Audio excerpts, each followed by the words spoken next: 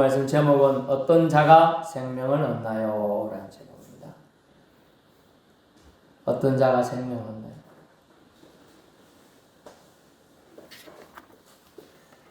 사람은 본디 약하디 약한 존재로 지어졌습니다. 그러기에 하나님께서 반드시 사람을 위한 가장 완벽한 장소에서 살게 하셨습니다. 그 완벽한 장소는 에덴 동산이에요. 하지만 범죄함으로 하나님 말씀을 거역하는 걸 범죄했다 합니다. 범죄함으로, 불순종함으로 하나님에게서 멀어지게 되었습니다. 이렇게 되어 낙원에서 쫓겨나 방황하는 신세가 된 것입니다. 정처 없이 떠도는 인생, 내 조상은 방랑하는 아람 족속이라는 고백에서 연상되듯이 정처 없이 떠도는 인생을 살다 보니 하나님을 잊어버리고 제멋대로 살게 되고 또 범죄를 저지르는 악의 고리와 굴레에 흐득이며 소망 없이 죽을 날만 기다리는 처량한 신세가 바로 인생이 되어버린 것이죠. 그래서 성경은 멸망하는 짐승처럼 지옥 갈 인생들에게 마지막 희망을 계획하셨다라고 성경에 기록되어 있습니다. 그것은 예수님을 보내시고 예수께서 인생을 위해 하신 일을 믿고 구세주로 영접하면 구원을 받는다는 진리를 알려주셨다는 것이죠. 다시 말하면 예수께서 인생들을 위해 하신 일을 믿는 것, 뭐죠? 십자가를 죽으심으로 나를 대신에 죽으심으로 내가 구원받는다. 이걸 믿는 것, 그리고 그분을 믿고 구주로 영접하는 것, 구원을 받는다는 거예요. 영접하는. 본 말씀은 성령에 감동되어서 베드로 사도가 예수께서 그리스도이심을 전하게 되는 거예요.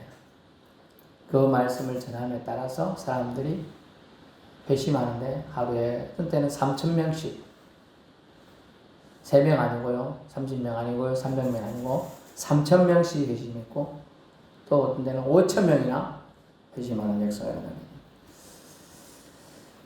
마음에 사람이 회심할 때는 무엇이 생기냐면 갈등이 생깁니다. 갈등. 내가 이래야 되나 저래야 되나 갈등이 생겨요. 이 갈등이 생겨날 때 주신 말씀이에요. 어떤 자가 생명을 얻을 수 있는가 라고 말씀해 주는데, 첫째, 어떤 자가 생명을 얻을 수 있느냐. 첫째, 어찌할꼬 하면서 반성하는 자예요. 어찌할꼬 하면서 반성하는 자. 뉘우치는 자죠. 뉘우치는 자. 내 행동이, 내 생각이 잘못되었음을 깨닫는 단계가 뉘우치는 단계예요. 그런데 이 뉘우치는 단계에서는요, 양심의 가책만 받는 단계예요. 가책. 이 단계는 마음이 불완전한 변화. 마음이 완전히 변화되는 게 아니고요, 불완전한 변화만 있는 단계예요. 그래서 양심은 가책을 느끼는 상태가 어찌할꼬 단계예요. 그래서 어찌할꼬라는 말은 사실 긍정적인 기대감을 내포하고 있습니다. 그것을 살궁리를 한다. 집에 쌀이 없는데 쌀을 어디서 구해서 밥을 해먹지? 그게 살궁리예요. 그걸 살궁리를 한다는 거예요. 옆집에서 빌릴까? 아니면 돈이 조금 남았는데 돈 주고 사올까? 돈이 많이 있으니까 택시기사 불러가지고 좀 사오라고 할까? 뭐 이런 거, 이게 살궁리예요. 밥 먹고 살궁리를 하는 거예요, 그걸. 그래서 어찌할 거라는 것은 마음에 복음이 들어왔을 때, 좋은 소식이 들어왔을 때 갈등이 생겨요, 누구나. 거기서 갈등이 생길 때 어찌할 거라는 긍정적인 기대감을 가지고 말을 해야 돼. 어찌하면 되겠습니까? 물어봤죠. 그러니까 사도 베드로가 뭐라고 합니까?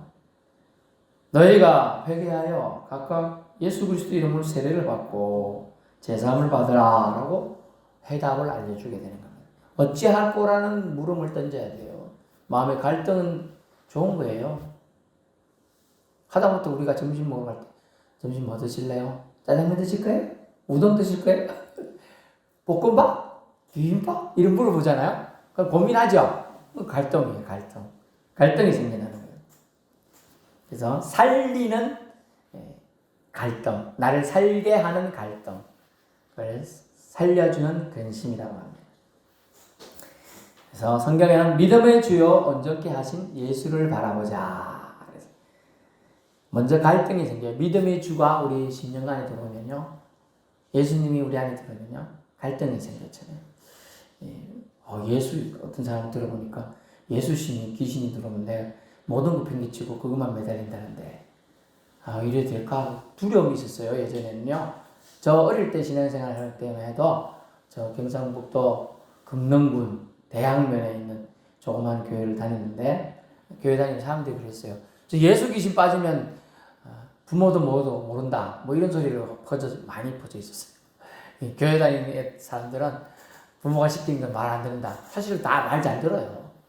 근데 주일날은 이제 교회 간다고 부모 말이 안 듣게 되죠. 들을 수가 없죠. 예배도 드리러 가야 되고 하니까. 야, 와서 일도 오라니까 뭔 교회 간다고 그러노? 네가 믿는 하나님이 그런 거 가르치더라. 이러면서 막 욕을 하거든요. 그러다 보면 갈등이 생겨요. 아이고, 정말 하나님은 부모도 공경 안 하고 이웃 어른도 공경 안 했는데 말 들어야지. 가서 밭일도 하고 논농사도 도와야 되는데 교회 안 가면 돼야 안 돼요? 가야 되죠. 갈등이 생기는 거야. 갈등이 가야 되는데 어찌하되노? 좀 더 이제 믿음이 더 깊은 애는 막 새벽에 가가지고 부모님 모르게 일해놓고 가는 경우도 있고. 근데 주일날 안식일 거룩히 지켜야 되니까 부모님이나 이웃들이나 친척들이 요구사항에는 틀리게 되죠. 그들의 입장에는 맞지 않게 돼요. 그런 갈등이 생겨요. 근데 우리는 믿음의 주여 온전케 하신 예수만 바라봐야 되기 때문에 예수님의 기준으로 얘기를 해야 되거든요. 그때 어찌할 거라고 물음을 던져야 돼요. 하나님 그럼 뭐라고 할까요? 니는 여기도 있고 저기도 있을 수 있는 손오공이 아니다. 한 군데만 있어야 된다. 주일날 예배당에 있는 게 네가 가장 행복한 거야. 하나님 아버지 가장 기뻐하는 거야. 그 대답을 하나님 들려주신단 말이에요. 그걸 뭐 어떤 방식으로? 여러 방면이 있겠지만 확신으로 줘요. 확신. 평안이 어딜 때. 그게 만약 불안하면요, 교회 가서 불안해서 못 있어. 나를 잡으러 올는지 때리러 올는지. 근데 평안해요. 항상 그렇게 하고, 제가 갈등했던 게 뭐냐면, 그런데 예배 드리러 오늘 갔다 오면 니놈의 새끼 갔다 오면 다리 몽댕이 부르토리 놓겠다 막 이런 협박과 공갈에서 기다렸는데 갔다 오면 아무 일 없어요. 아무 일 없어.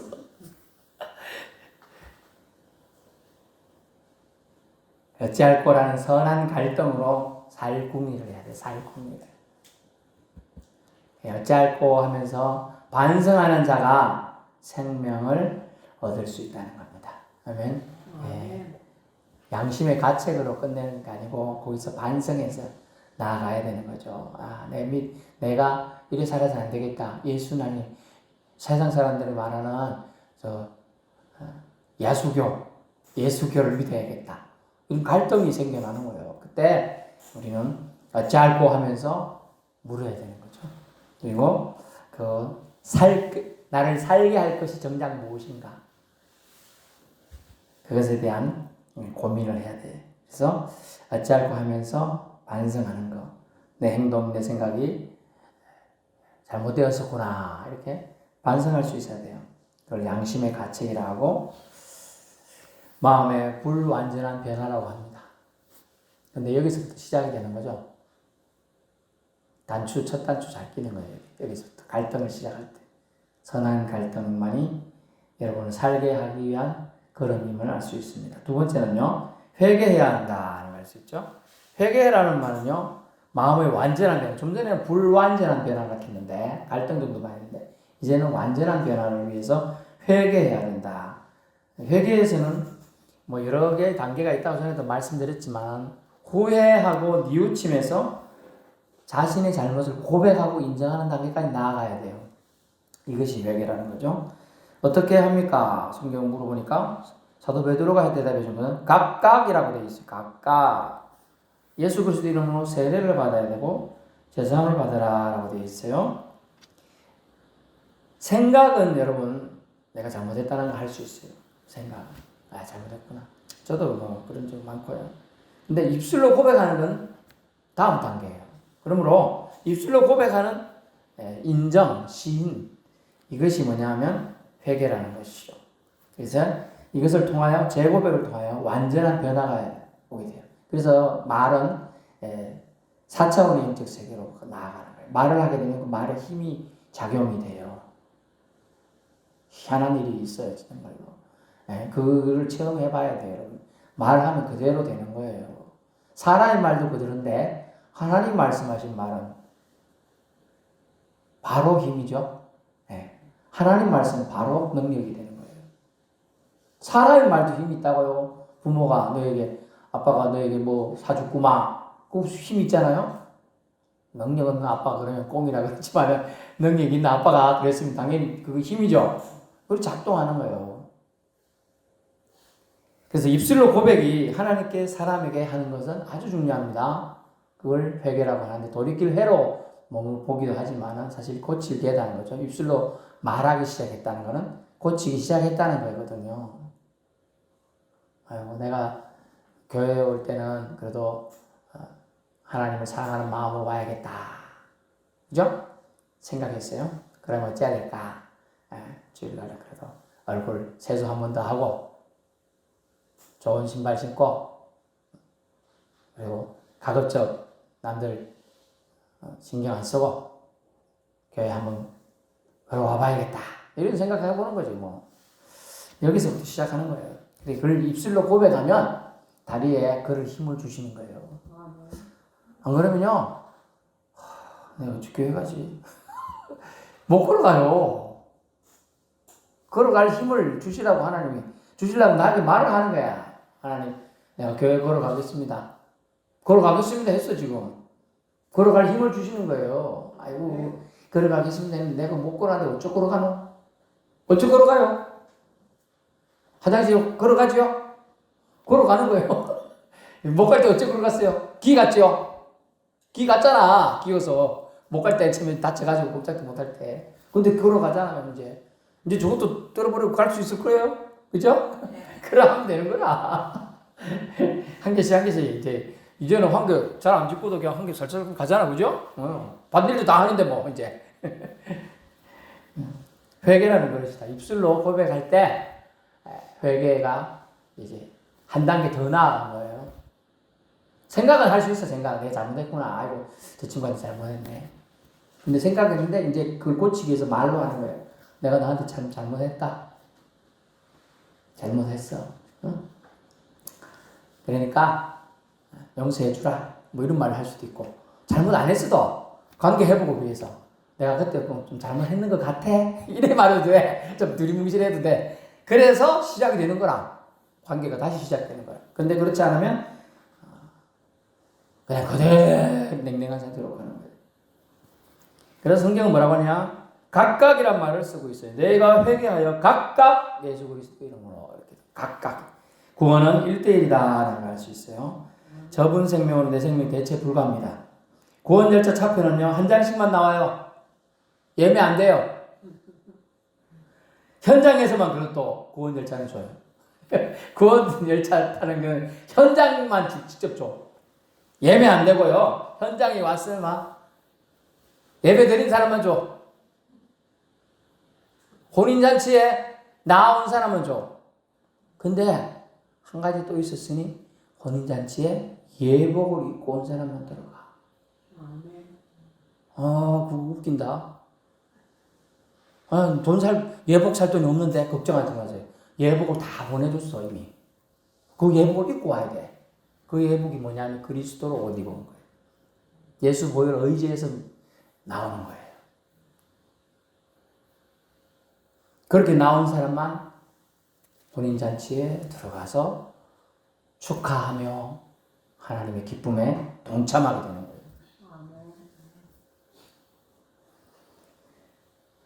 그래서 우리는 현장에서만 회개함이 있는, 현장에서만 즉시 발급되는 거예요. 그 선물, 구원에서는 즉시 발급돼요. 때론 거추장스럽기도 하고 때론 창피한 일이지만 잘못을 그냥 덮거나 얼렁뚱땅 넘어갈 수 있는데 성경에서 말하는 회개는 얼렁뚱땅 넘어가지 말라는 거예요. 잘못을 직접 시인하라는 거예요. 베드로가 잘한 것이 있으니 주여 내가 죄인입니다. 내가 당신을 3번이나 부인했고 당신 앞에 참 부끄럽습니다. 그럼 솔직히 말했어요. 그렇게 주님 저는 죄인이오니 나를 떠나소서.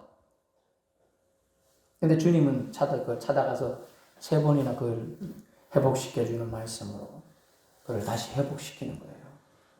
하나님은 여러분보다 더 큰 마음으로 여러분을 사랑하십니다. 네, 여러분 강청량할 수가 없어요. 그냥 주님 앞에 그냥 잘못했습니다 하면 끝나는 거예요. 다 해결해 주시는 거예요.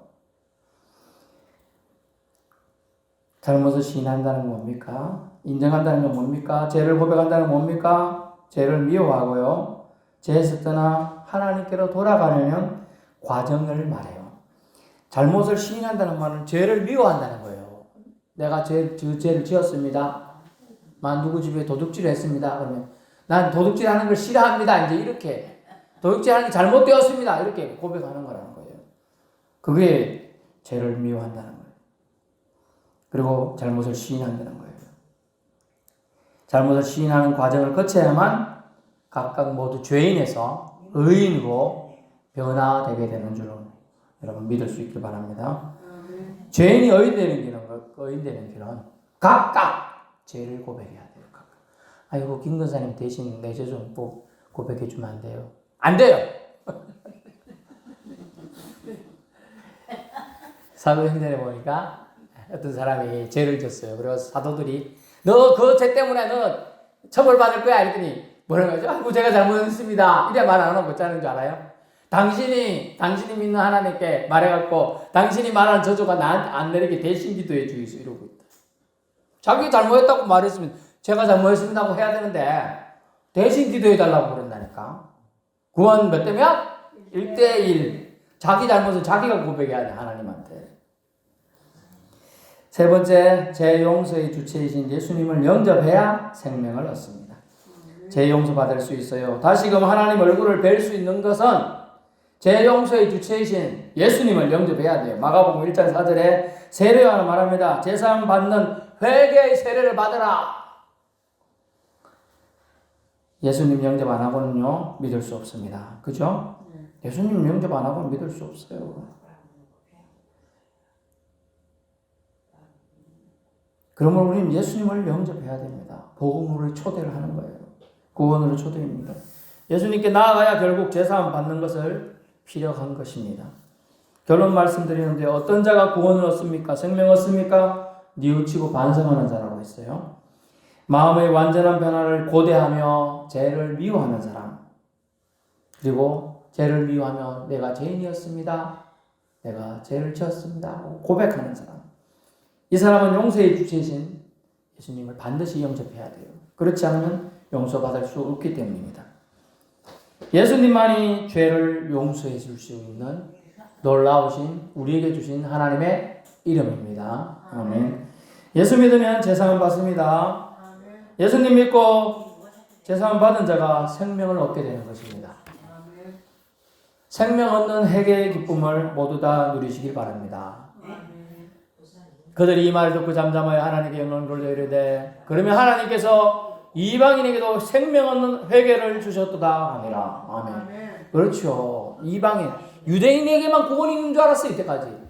근데 이방인이 회개하니까 아이고 내가 우리 족속은 우리나라 같으면 유대인만 선택된 백성인데 우리나라는 한국 민족이죠. 우리나라 백인 민족은 복음을 몰랐으니 다 지옥 가야 된단 말이죠. 근데 회개하고 하나님을 이제 알았습니다. 하나님 잘 믿겠습니다. 내가 예전에 죄를 많이 지었습니다. 그러면 그걸 고백하면 생명 얻는 회개가 일어나는 거예요. 그 한 명의 회개에서 우리 대한민국에 지금 예전에 1,000만, 만에 육발 1,300만 명의 사람들이 예수 믿는 사람이라고 손을 들었어요. 또 늦게 들었어요. 그때는. 예수 믿는 사람 손 들어봐요. 이렇게 손 들었다니까요. 그 반에서. 근데 나중에 가니까 예수 믿는 사람, 기독교인 손 들어봐요. 쳐다봐요. 저 사람 손 들어. 막 째리봐, 막 째리봐. 에이, 안 돼. 지금 이렇다는 거예요. 반에요. 서울 경기도 지역 반에 손에 일어나서 손 들어봐. 안 된대, 아무도. 진짜 없네. 있긴 있어. 근데 안 된대. 생명 얻는 회개, 생명을 얻는 회개로 예수 이름에 같이 담아주셨는데 우리는 과연 예수님을 행복하게 믿어야 될 텐데 예수님을 부끄러워하고 있지 않는가? 많이 생각해 봐야 됩니다. 어떤 자가 생명을 얻습니까? 어찌할꼬 하면서 믿음의 갈등이 일어난 자가 반성하면서 회개하는 사람 어떻게? 각각 회개해야 돼요. 내 구원은 나에게 주신 하나님의 할당 몫이에요. 내가 회개해야 되는 거예요. 에? 대신 누가 회개해 주는 게 아니에요. 제 용서의 주체이신 예수님을 반드시 영접해야 구원을 받을 수가 있는 것이에요. 그러면 주님께서 예수 그리스도의 이름으로 세례를 받고 제시는 받으라는 의미예요. 우리가 뭐 의식적으로 물 세례는 있지만 그걸 통하여 말하는 것은 결국 제시는 받으라는 얘기예요. 그리고 제사함을 받으라. 그러면 성령을 성령으로 받게 되라니. 예? 거룩한 영에 의한 인도함을 받게 된다는 뜻이에요. 그러므로 어떤 자가 생명을 얻는가? 어떤 자가 생명 얻는 회개를 하는 사람이 세례를 받죠. 세례를 받고 세례받은 사람이 제사함 받고 제사함 받는 사람이 용서받고 용서받는 사람이 결국 생명 받고 생명 얻는 구원의 세계에 들어가는 자가 되는 것입니다. 자, 여러분 생명 얻는 회개를 통하여 주님께 나아가시고 우리에게 생명을 주신 제 용서해 주신 예수님을 마음속에 영접하고 입술로 고백하고 그분만이 나의 구원자입니다. 예수님만이 나의 생명의 기쁨입니다. 이런 고백을 많이 해야 돼요. 하나님한테. 사랑하는 사람한테 고백 많이 하는 것은 아주 좋은 일이에요. 아들한테 아들 사랑한다. 전화 한 번만 그래봐요. 아들이 엄마 몇 개? 뭐 잘못 먹었어? 참 이럴지 몰라요. 그래도 전화하면 아들 사랑한다. 어머니 어버이날 전화했는데 못 가서 죄송해요. 아 괜찮다 사랑한다. 먼저 그래봐요. 엄마가 뭔 일 있나 당장 띄울 수 있어요. 엄마 좋아요 이럴 수 있대. 엄마가 먼저 아들 보고 아들 사랑한다. 그래서 손주도 어머니 오면 할머니 좋아요 그러면 그래 할머니도 너 좋아한다. 주머니 막 뒤져봐요. 1,000원짜리 있으면 주고 없으면 다음에 준다 해서 베푸는 부모, 베푸는 할머니 어른 돼야 돼. 하나님은 우리에게 모든 걸 주셨어요. 모든 것. 네? 가장 사랑하는 아들 주셨어요. 우리 너무 인색해 사는 게. 그러지 말아요. 하나님이 다 좀 우리 거라 다 우리 거 알고 보면 자 우리 아버지가 하나님이라 다 갖고 있는 게 우리는 뭐예요? 왕자고 왕이고 공주잖아요. 여러분 거라 다 뭐 그렇게 다 여러분 거라니까. 세상 무엇과도 바꿀 수 없는 생명이 저와 여러분에게 주어진 거예요. 아멘. 그것을 누리고 남아요. 여러분 그것도 남아. 다른 사람에게 전달해주는 선한 생명을 누리고 전달하는 생명의 통로들이 될 수 있기를 축원합니다. 기도하겠습니다.